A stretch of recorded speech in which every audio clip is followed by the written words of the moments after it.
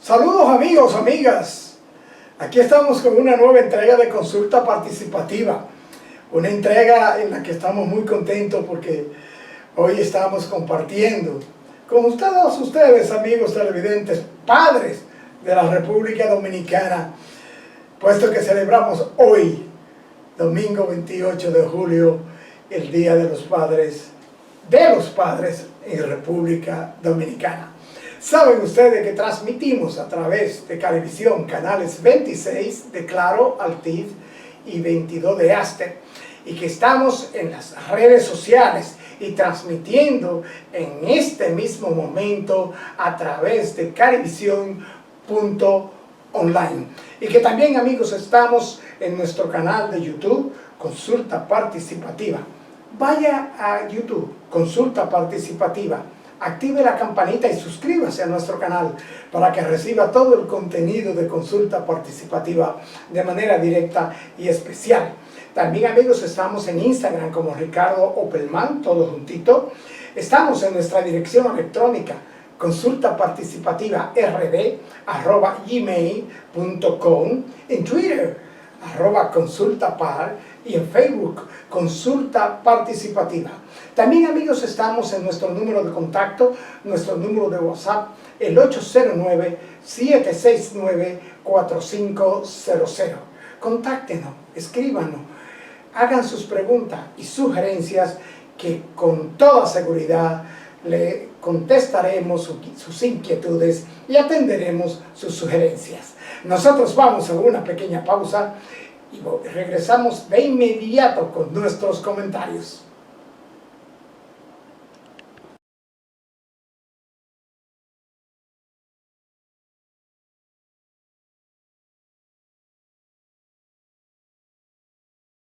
Bien, amigos, amigas, hoy celebramos en nuestro país el Día de los Padres, y desde Consulta Participativa queremos felicitar a todos los padres dominicanos y a los padres que se encuentran en nuestra nación, y queremos felicitarnos a nosotros porque hoy es el día especial en que todos los dominicanos fijamos nuestra atención en esa figura fundamental de la formación, la conducción y de las calidades de los hogares. Nos referimos a todos los padres dominicanos. Rogamos al Divino hoy, amigos televidentes, por aquellos padres que partieron al encuentro con Él, y pedimos por su descanso eterno. Y también recordamos con amor y con todo el cariño y respeto su abnegación, el sacrificio que tuvieron para formarnos como hombres y mujeres de bien, hombres y mujeres positivos para nuestra sociedad. Amigos, el Día de los Padres somos de los que pensamos que sí, hoy nos hacen nuestro homenaje, y que también nos hacen nuestro homenaje 365 días al año las damas que nos han acompañado y que con su vientre divino nos han regalado nuestros hijos. Queremos agradecer a nuestros hijos, y el mayor regalo que recibimos hoy día, y que espero que todos los padres dominicanos reciban, es el hecho de que sus hijos son seres humanos positivos a esta sociedad y seres humanos de bien, de amor y de paz. Amigos, y como lo de los padres y los hombres va amarrado, encadenado siempre a una dama, a la mujer, hoy se celebra el Día Internacional de la Mujer Afro-Latinoamericana, el Día de la Mujer Afrodescendiente. También se conoce como Día de la Mujer Afrolatina, Afrocaribeña, Día de la Diáspora. Este día, amigos, esta fecha íntimamente relacionada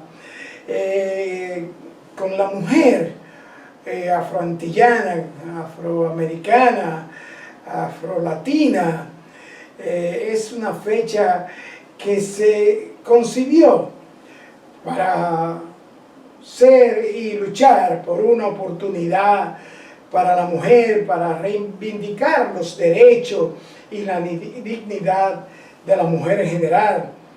La fecha fue elegida para conmemorar este día en el primer congreso en el que se reunieron 400 mujeres latinoamericanas y del Caribe aquí en nuestro país, en la República Dominicana, en el año de 1992. En este congreso celebrado en nuestro país, en esa fecha, se trataron temas relacionados con el sexismo, discriminación racial, pobreza, migración y violencia contra la mujer afrodescendiente. Y en este encuentro surgió la Red de Mujeres Afroamericanas, Caribeñas y de la Diáspora, como un espacio para luchar por la dignidad y los derechos de la mujer negra en su calidad de ciudadana plena de todas las naciones y de pieza principal y fundamental en todas las sociedades. También con la intención de combatir los estereotipos y los prejuicios que pesan sobre la mujer negra, sobre la mujer de color, para promover la participación de la mujer afrodescendiente en la vida pública y en la toma de decisiones en todos los ámbitos de la comunidad, y fundamentalmente demandar de los países el impulso de políticas a favor de la integración de la mujer negra en el colectivo mundial. Amigos, Salud Pública informó el Ministerio de Salud Pública el jueves pasado que en la República Dominicana no se encuentra la variante Delta. Informa que en el país están las variantes del COVID Iota, Alfa, Gamma y Lambda, pero estos resultados se basan en muestras tomadas entre el 17 y el 21 de mayo. O sea, 21 de mayo, de 21 de junio, 21 de julio, a hoy 25 de julio, hacen 2 meses y 4 días de estas tomas, por lo que no sabemos a ciencia cierta si esa variante Delta se encuentra en el país. El Ministerio el jueves pasado presentó los resultados de estas muestras de PCR que determinaron que en el país sí circulan esas 5 variantes. Ahora bien, tenemos que ver, tenemos que esperar los resultados de las otras muestras enviadas a Brasil para detectar, y a Inglaterra, para detectar si realmente la variante Delta está en el país. Pero nosotros queremos, amigos y amigas televidentes, hacer un llamado a toda la sociedad dominicana en relación con estas variantes y con lo que está sucediendo con la apertura de las restricciones, de la desescalada de las restricciones, y estamos viendo cómo las plazas públicas, el malecón, lleno de personas sin mascarilla, compartiendo, bebiendo alcohol, divirtiéndose.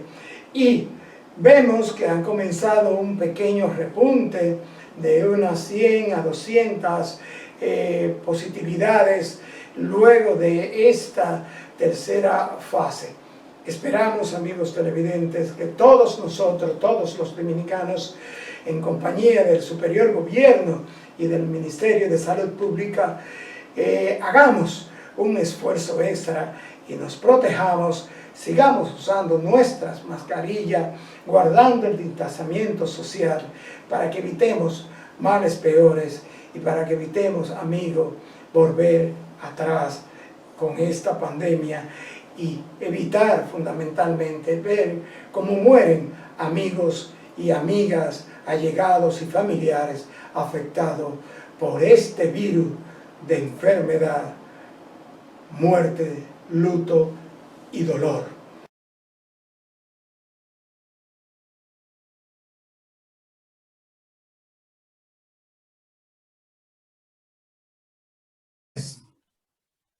Bien, amigos televidentes, como les decía, hoy tenemos en consulta participativa a una de estas joyas, por así llamarle, jóvenes de la medicina dominicana. Está con nosotros el doctor Giancarlo González Cuello, médico neumólogo, pero es emergencista, es intensivista y tiene una experiencia cuasi obligada con el asunto del coronavirus. Bienvenido a Consulta Participativa, doctor. Buenas noches, Ricardo. Gracias por la invitación. Bien, doctor, aquí estamos. Vamos a comenzar por algo muy básico y que siempre la gente quiere saber. ¿En qué consiste la especialidad de la neumología, doctor? Sí, mira, la especialidad de la neumología consiste en todas aquellas enfermedades que afectan al aparato respiratorio. Dígase, desde aquellas enfermedades que afectan la vía aérea superior hasta la vía aérea inferior, incluyendo la vasculatura del pulmón también, que no la podemos dejar pasar en alto. O sea, la especialidad de neumología tiene también que ver con todo lo que es sistema respiratorio, Sí. Pero también con sistema vascular, doctor. Sí, lo que pasa es que el pulmón, como muy bien sabemos, es el órgano que se encarga de esa sangre que viene sin oxígeno del cuerpo, tomar el oxígeno del aire, incorporarlo, oxigenar nuevamente esa sangre y mandarla a todos los tejidos para que puedan hacer su función. Y esa sangre específicamente circula en los vasos sanguíneos. Y hay una parte importante de la circulación que es específicamente la circulación pulmonar, que está dada por la arteria pulmonar, que es la que se va a encargar de llevar esa sangre sin oxígeno para que en el pulmón se oxigene, devolverla al corazón y de ahí bombearla hacia el resto del organismo. Doctor, ¿cuáles son las afecciones, patologías o enfermedades pulmonares más comunes en la República Dominicana? Mira, no solamente en la República Dominicana, sino también a nivel mundial, las enfermedades más comunes que afectan el aparato respiratorio, tú las has escuchado la mayoría. La primera es el famoso asma, que es una enfermedad inflamatoria de la vía aérea que afecta principalmente población infantil, tiene un periodo de que se mantiene de manera silente y vuelve a salir en algunos casos en la adultez. Es el famoso caso, Ricardo, de pacientes que dicen, doctor, yo me apretaba cuando era niño, pero volvió otra vez ahora que yo soy adulto, a los 30, a los 40 años. Y esa es la característica, que dura un tiempo de manera silente para posteriormente volver a manifestarse. Pero es esto lo Esa que es le una llaman de las más frecuentes, pero también comúnmente, tenemos... es esta enfermedad a la que le llaman el apretado de pecho, doctor. Doctor. Esa es la que le dicen famosamente, doctor, yo me aprieto del pecho cuando hay cambio de temperatura, cuando me expongo a un ambiente contaminado. Es el famoso caso de que me aprieto del pecho. ¿Es una enfermedad de índole viral, doctor? No, hay algunas teorías que dicen que cuando tú acabas de nacer y te da una infección respiratoria por algunos agentes virales, te predispone en el futuro a que tú tengas episodios de sibilante, o sea, de que el paciente se apriete del pecho. Pero en la adultez no es que tú te vas a dar una infección viral y va a desarrollar asma. Pero hay teorías que sí, que dicen que cuando somos muy pequeñitos nos da una infección viral y podemos estar predispuestos a desarrollar asma en el futuro. Doctor, la enfermedad pulmonar crónica. Esa es la famosa o el famoso EPOC, La enfermedad pulmonar obstructiva crónica, una enfermedad que a nivel mundial produce muchas muertes y cuyo principal factor etiológico es el humo del cigarrillo. No es exclusivo, pero su principal factor es ese. Te lo digo, Ricardo, porque en nuestro país, en vía de desarrollo, en el campo se utiliza mucho las leñas, el carbón para cocinar, y esa exposición, Ricardo, a biomasa también es un factor de riesgo para la enfermedad pulmonar obstructiva crónica. Sí, pero decimos el humo del cigarrillo, doctor, y en nuestro país vemos que la juca, pues, se ha adueñado prácticamente de las celebraciones y de un gran segmento de la juventud. ¿Es el humo de la juca, el uso de la juca, tan peligroso como el cigarrillo para el daño pulmonar? Es más peligroso, Ricardo, y te explico por qué. La mayor parte de las preparaciones de juca le ponen materiales que son más nocivos que lo que se usa normalmente en la cultura asiática para utilizar la juca. Y se ha visto, Ricardo, que pacientes que utilizan juca por media hora, 45 minutos al día, eso acelera ya el envejecimiento pulmonar y predispone no solamente a enfermedad pulmonar obstructiva crónica, sino también a enfermedad pulmonar intersticial, que es un tipo de enfermedad diferente a esta, de EPOC. Pero, específicamente para hablar de la enfermedad pulmonar obstructiva crónica, sí también predispone. Y es muchísimo más dañino que el mismo cigarrillo. O sea que estamos viendo que esta moda de juca, doctor, es totalmente perniciosa a la salud pulmonar. ¿Puede degenerar la enfermedad pulmonar crónica en cáncer de pulmón? Absolutamente, Ricardo. Tú has escuchado muchas noticias que hablan de la juca y muchos pacientes que llegan a emergencias con unas neumonías muy agresivas, no solamente por el COVID, sino neumonías bacterianas, y es porque ese pulmón, de tanto uso continuo de esos materiales nocivos, producen fragilidad en el mismo pulmón y le predisponen a infecciones pulmonares, y no solamente a eso, sino también al mismo EPOC. Las enfermedades pulmonares bacteriales, como usted dice, doctor, son enfermedades que podría decirse que causan muerte.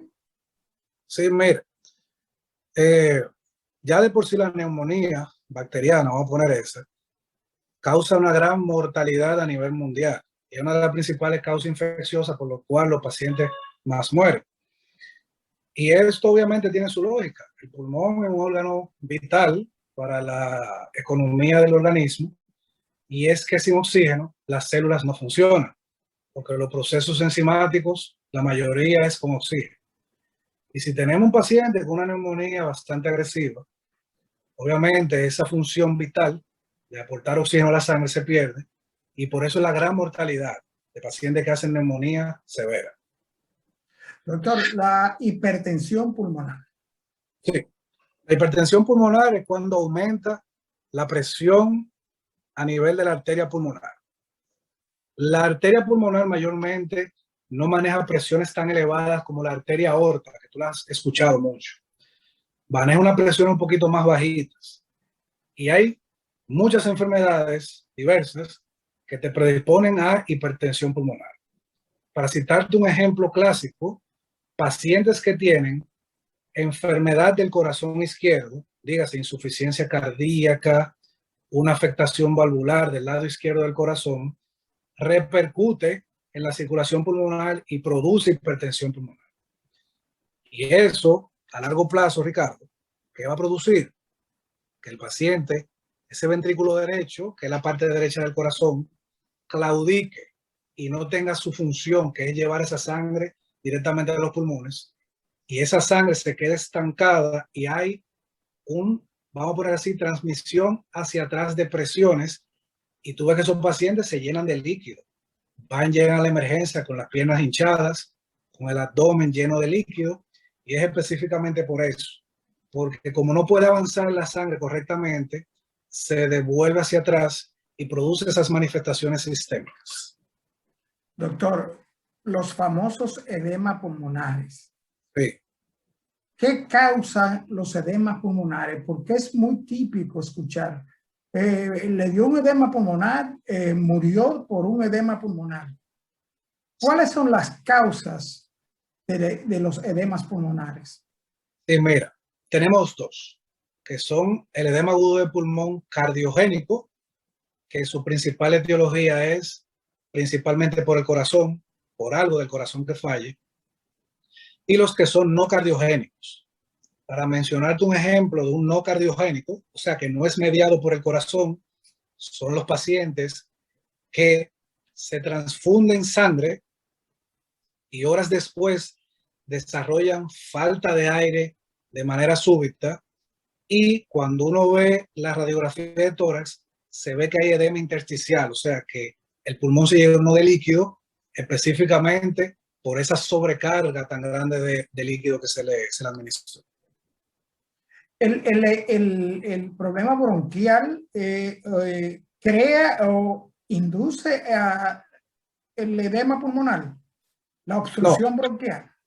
no, mayormente no, no debería, pero hay un edema pulmonar, un edema agudo de pulmón por reexpansión, y ese es aquellos pacientes que tienen un derrame pleural, que es acumulación de líquido entre el pulmón y la caja torácica. Tú le sacas ese líquido de manera súbita y rápida y ese pulmón se expande rápidamente. Y al expandirse rápidamente, aumenta la permeabilidad de los vasos sanguíneos y se produce un edema agudo de pulmón, específicamente en esa área ahí del pulmón en la que tú sacaste ese líquido de manera súbita. Doctor, la enfermedad pulmonar hemos investigado y es tan delicado el sistema pulmonar, porque la enfermedad pulmonar también es producida dependiendo del ambiente en que la persona se desarrolla. Sí, eso es así. Antes, Ricardo, tú veías mucho que en países desarrollados, por ejemplo, había estudios en Alemania específicamente, pacientes que vivían en área rural, que vivían cerca de una carretera, tenían más predisposición a presentar enfermedad pulmonar a largo plazo. Pero también se vio que a medida que pasaba el tiempo, los países subdesarrollados comenzaron a tener una alta incidencia de enfermedad pulmonar obstructiva crónica. ¿A qué se debió esto? A que esos pacientes tenían mayor acceso a uno de los principales factores de riesgo para el EPOC, que es el cigarrillo. Pero además de eso, no tenían acceso a gas de cocina, vamos a poner así, tenían que usar materiales, dígase leña, carbón, exposición de estos materiales por mucho tiempo, lo cuales también se comenzó a ver que eran un factor importante también para desarrollar el EPOC. Doctor, ¿es cierto que la humedad, el frío, hace daño a los pulmones, como popularmente se dice? Sí, eso es así, Ricardo, totalmente. Esa parte de la humedad es muy importante en la vía aérea, principalmente, Ricardo, en los pacientes asmáticos. Y de seguro tú conoces a alguien que es asmático que dice, ay, va a llover. Y de repente, si cae agua o el paciente se moja, hay muchos que desarrollan cierto grado de dificultad respiratoria. Doctor, los tratamientos y prevención de la enfermedad pulmonar. ¿Es cierto que con tisanas y remedios caseros se descongestionan los pulmones? Mira, aunque tú no lo creas, Ricardo, es un motivo de consulta muy frecuente, muy frecuente. ¿Sí? Doctor, yo estoy apretado, sí, aunque tú no lo creas. Doctor, yo estoy apretado y mi mamá me preparó este té de hoja de manzanillo, de limoncillo, pero no me mejoró. Obviamente yo tengo que inducirlo y explicarles que no tienen efecto. Lo que sí es que para tratamiento per se de la enfermedad pulmonar obstructiva crónica hay varios. Y los principales te lo voy a mencionar de una manera simple. que son los broncodilatadores, que son medicamentos que específicamente hacen eso, dilatar ese tubo que está un poquito cerrado, dilatarlo para que el flujo de aire sea más fácil, porque esa es la patogenia de la enfermedad, obstrucción del flujo aéreo. Para la medida preventiva, lo principal es, Ricardo, si fumas, dejar de fumar. Eso es lo principal. Si tienes a alguien cerca de ti que fuma, alejarte de él o decirle a esa persona que se vaya a otro sitio a fumar. Ya es un poco más difícil cuando tu único método medio para tú preparar los alimentos es con leña, carbón. Obviamente es un poquito más difícil tú decirle, mira, trata de cambiar de método, porque todavía, aunque no lo creamos tú y yo, hay personas que sí todavía cocinan con leña, que esa es su única manera de poder preparar los alimentos. Doctor, ¿cuándo se hace obligatorio el trasplante de pulmón y cuándo se extirpa el pulmón? ¿Puede la persona vivir con un solo pulmón? Esto, después de la pausa, doctor.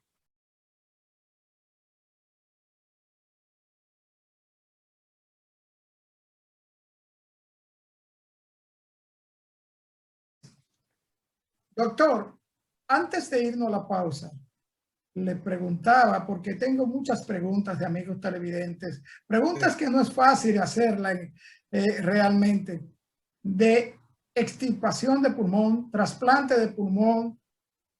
¿Es viable, es posible un ser humano con un solo pulmón como se vive con un solo riñón? Sí, mira, Ricardo, de ser posible, así es, totalmente. Lo que sí es que esa persona va a tener ciertas limitaciones en sus actividades cotidianas. Hay pacientes que desafortunadamente tenemos que extirparle o retirar un pulmón completo, y esos pacientes luego de eso tienen que entrar en un programa de rehabilitación para acostumbrar ese cuerpo a un solo pulmón.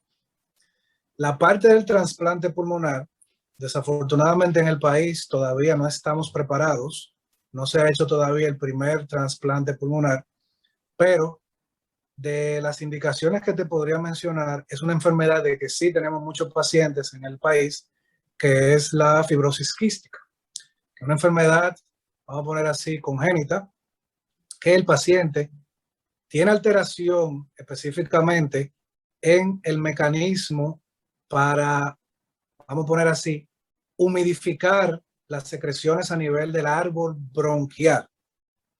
¿Qué pasa? Estos pacientes tienden a colonizar de manera crónica por bacterias que son agresivas la vía aérea, hacen infecciones recurrentes y es uno de los principales motivos por lo cual un paciente se somete a trasplante del pulmón. Pero todavía en el país estamos en pañales en esa área. Pero doctor, es muy fácil que se done para un trasplante de hígado, porque el hígado es un órgano que se regenera. El trasplante de riñón es común prácticamente, pero Sí. ¿quién dona un pulmón? O sea, es fácil encontrarse, tienen estadísticas de trasplante de pulmón con donantes vivos. Mira, mayormente no tenemos estadística aquí en el país, porque todavía no hemos arrancado en esa parte, pero mayormente son cadavéricos, o sea, son de alguien ya que falleció, la mayoría de los trasplantes. Y se prefiere que sea así, porque es muy difícil, Ricardo, porque desafortunadamente, cuando tú le sacas un pulmón a un paciente, el paciente queda inválido del punto de vista respiratorio, porque un solo pulmón va a tener mucha limitación de la actividad física. Y lo que se prefiere es específicamente así, que sea un trasplante ya de alguien que falleció. Doctor, tengo neumonía y mi hija me dice que tengo un mal olor peculiar en mi cuerpo. ¿Es esto producido por la enfermedad pulmonar? Mira, la respuesta es sí. Hay ciertos tipos de neumonía que el paciente emite cierto tipo de olor. Y principalmente son por un tipo de bacteria particular, que son las bacterias anaerobias, que son aquellas que crecen en un medio donde hay ausencia de oxígeno y que son las principales que producen secreciones y fetidez en los fluidos corporales. O sea que sí puede haber un olor peculiar desagradable cuando se tiene enfermedad del pulmón, y este olor es indicativo de una infección perniciosa. ¿Es esto un aviso de infección pulmonar perniciosa? Sí, cuando uno tiene ese tipo de paciente, uno inmediatamente, Ricardo, sin ni siquiera hacer una radiografía de tórax, uno se ubica hacia una etiología.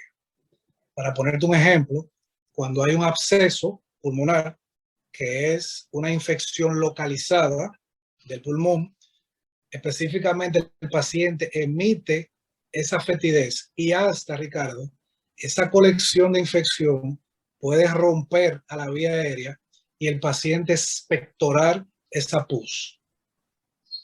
O sea, doctor, no sabíamos, no teníamos esa nota. Mira cómo esta paciente, ¿no? Su hija es quien se ha dado cuenta de este olor. Doctor, enfermedad pulmonar y COVID-19. Bueno, el COVID, tema fuerte. COVID. Sí, porque hay como una unión fatal entre el COVID y la afección pulmonar. Dígame, doctor, Sí.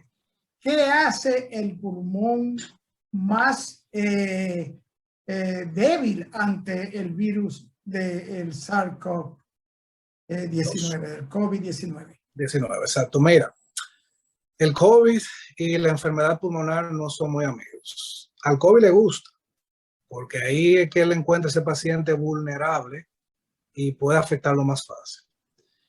Se ha visto, Ricardo, que pacientes que tienen EPOC avanzado, vamos a poner así, aquellos pacientes que tienen un EPOC bien avanzado y aquellos pacientes con asma de difícil control, no todos los pacientes asmáticos, asma de difícil control, son los más vulnerables a la infección por COVID, además de otros factores de riesgo. ¿Qué quiere decir esto, Ricardo? Que he recibido muchos pacientes en la consulta: doctor, yo tengo asma, yo no puedo ir a trabajar. Y yo se lo explico: no, mira, no es así, no es que tú no puedas ir a trabajar. Y no es que tampoco que si tú tienes asma es una sentencia. No, tú cuidándote y llevando tu tratamiento al pie de la letra, no te vas a complicar, no te vas a complicar. Pero obviamente uno nunca quiere que un paciente con EPOC o con asma sea afectado por el virus. Doctor, entonces, estamos diciendo que la enfermedad pulmonar está ahí y que es benigna para el desarrollo del virus del COVID-19, o es que el COVID-19 provoca la enfermedad pulmonar. No, mira, el COVID hasta ahora no se ha demostrado que sea un factor de riesgo para enfermedad pulmonar obstructiva crónica. Lo que sí es lo contrario. Pacientes con EPOC son más propensos a presentar complicaciones por el COVID. Recordándote que su principal órgano diana es el pulmón. Y si tú tienes un pulmón ya dañado o que tiene algún tipo de enfermedad, es más vulnerable y es más fácil de que tú presentes formas graves de la enfermedad. Ojo, esto no es 100% así. Como te mencioné anteriormente, yo he tenido pacientes internos con asma y han salido sin ningún problema del internamiento. Como he tenido pacientes con EPOC también, un poco de moderados a severos, que también han salido. ¿Qué quiere decir esto? Que tú tengas EPOC o asma no es una sentencia de muerte para COVID. Dice un médico peruano, un estudio que realizó, que el COVID no mata, que lo que mata es una bacteria que el COVID provoca en el pulmón. ¿Es cierto esto? Mira, no es así. Y yo te voy a explicar más o menos qué quiso decir ese médico. Mira, sí, muy bien es cierto que la mayor parte de los casos, Ricardo, son casos de leves a moderados del COVID. La minoría que llegan a una unidad de cuidados intensivos por una neumonía severa, se utilizan unos medicamentos que disminuyen las defensas del organismo. Uno de los más frecuentes que siempre mencionamos son los esteroides, la famosa prednisona. Como efecto secundario tiene eso específicamente, que te produce cierto grado de inmunosupresión. ¿Qué pasa, Ricardo? Tú sabes que estamos en un ambiente hospitalario y no solamente República Dominicana, sino tú puedes ir al Mass General o puedes ir a España, cualquiera de los hospitales de España, y hay infecciones que son nosocomiales, que son adquiridas directamente en el hospital. Y específicamente un organismo que está ya debilitado, tanto por la infección como por los esteroides, para mencionar uno de los medicamentos, son más propensos a coinfectarse virus y se coinfectan con una bacteria o se sobreinfectan con una bacteria. Me dio el COVID. ¿Estoy inmunizado? Mira, eso ya desde el año pasado hemos visto que después de la primera infección desarrollamos anticuerpos neutralizantes. Y esos anticuerpos al inicio, Ricardo, la latencia que decían que duraban es aproximadamente 6 meses. Pero no quiere decir, Ricardo, que porque tus anticuerpos después de los 6 meses disminuyan, no quiere decir que tu cuerpo no reconozca el virus, ni que tú tengas defensa. No, eso no es así. Lo que pasa es que al durar tanto tiempo, tu cuerpo, sin volverse a exponer a ese virus, él, vamos a ver, baja la guardia, pero no es que no lo deja de identificar. Ahora, ¿cuál es el problema, Ricardo?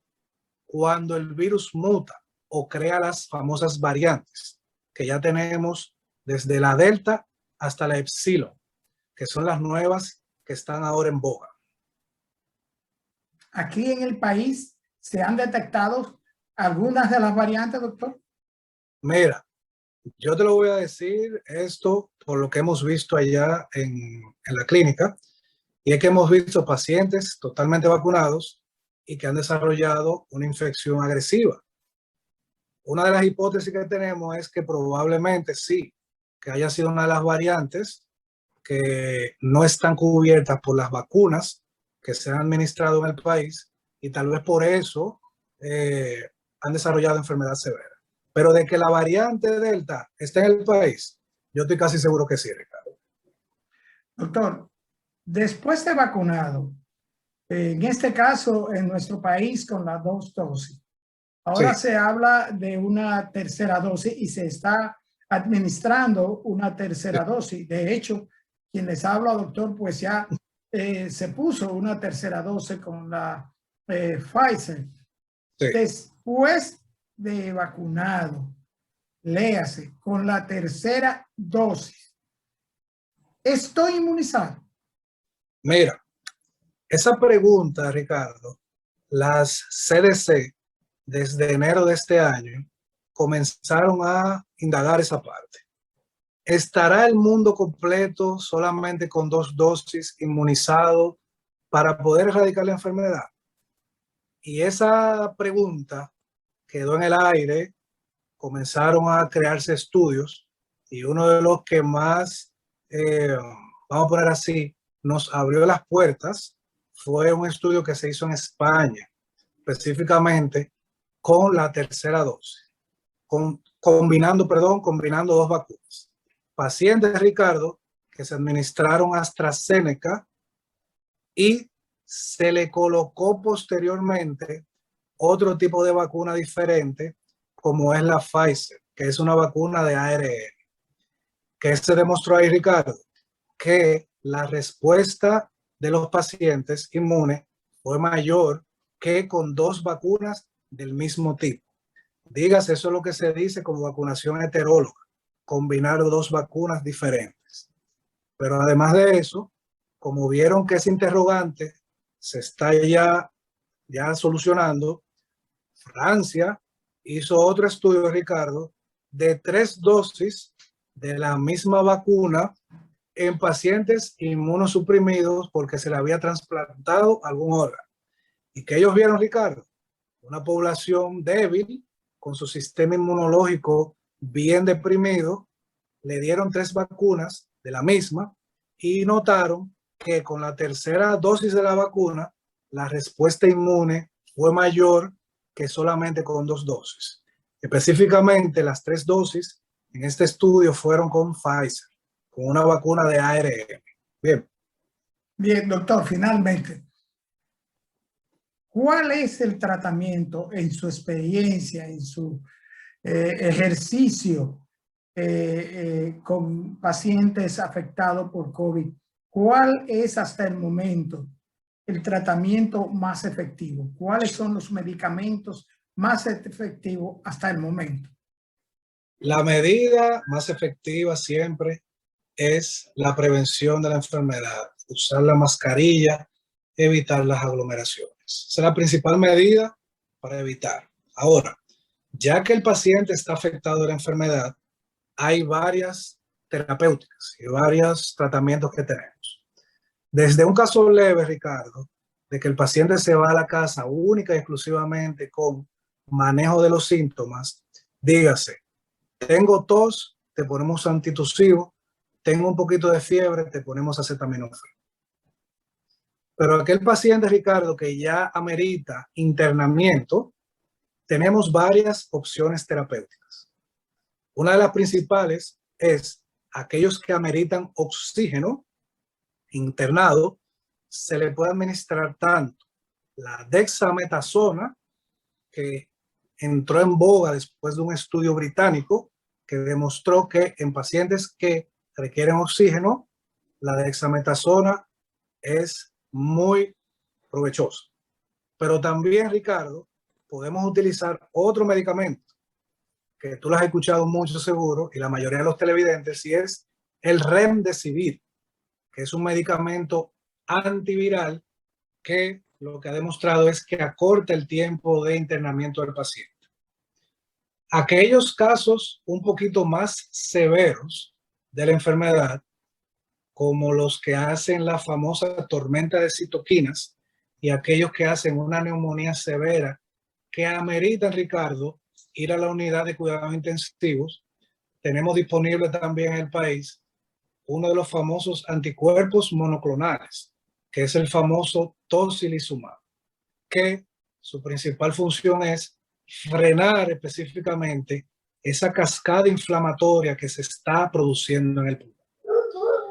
Ya después que el paciente llegamos al tocilizumab, hay otras terapias que en algunas clínicas del país se han utilizado, como el famoso plasma convalescente o las transfusiones de plasma, pero no hay tantos estudios así tan fuertes que avalen su uso, pero tiene su función. Bien, doctor, el tiempo en televisión, traicionero. Bueno, Se nos quedan todas las preguntas, hay mucha inquietud con respecto a la doble vacunación, a las dos diferentes tipos de vacuna, hay muchas preguntas sobre sintomatología, pero desgraciadamente se nos acabó el tiempo, doctor, y nosotros le vamos a dar las gracias por estar con nosotros hoy domingo a esta hora de almuerzo. Y doctor, por instruir a los amigos televidentes de Consulta Participativa sobre las enfermedades del pulmón y el COVID-19. Gracias, doctor. Ricardo, un placer y siempre de verdad, tú sabes que estamos disponibles y siempre a la hora. Muchísimas gracias, doctor. Bien, amigos televidentes, luego de esta interesante entrevista, esta conversación con el doctor Giancarlo Cuello, nos queda hacerle nuestra exhortación en tiempos de pandemia. Si no te has vacunado, vacúnate. Si tienes más de 50 años, ponte la tercera dosis. Nosotros nos vacunamos con una tercera dosis y estamos listos para cuando sea necesaria la cuarta. Vacúnate, protégete y por favor, hazlo por ti, por tus familias, por tus hijos, tus amigos, colaboradores, por todo el que tiene que ver contigo e interactúa contigo. Si no es obligatorio, quédate en casa. Permanece en casa. Protégete a ti y a los tuyos. Amigos televidentes, nos vemos en la próxima entrega.